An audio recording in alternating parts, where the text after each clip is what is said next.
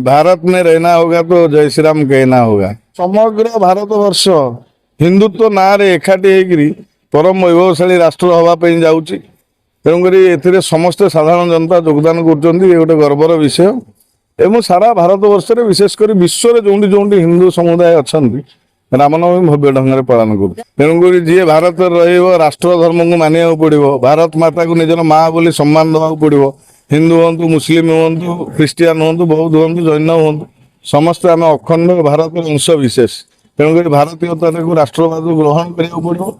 धीरे धीरे से समय आसी जाइए एवं जाति धर्म वर्ण निर्विशेष गोटे गौरवमय हिंदू राष्ट्र करने सबू धर्म योद्धा मैंने लगी पड़ी।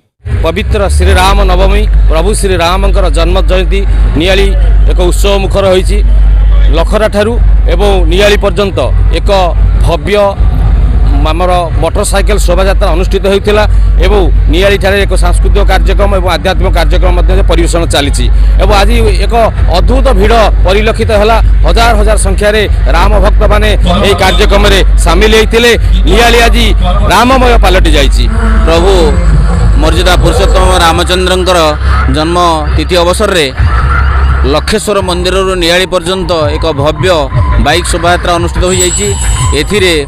जिलार सभापति, जिलार सहसंपादक, विभिन्न राजनीतिक दलर व्यक्तिविशेष, साधारण लोक, राम भक्त अनेक व्यक्ति एथिरे जोड़ी होती।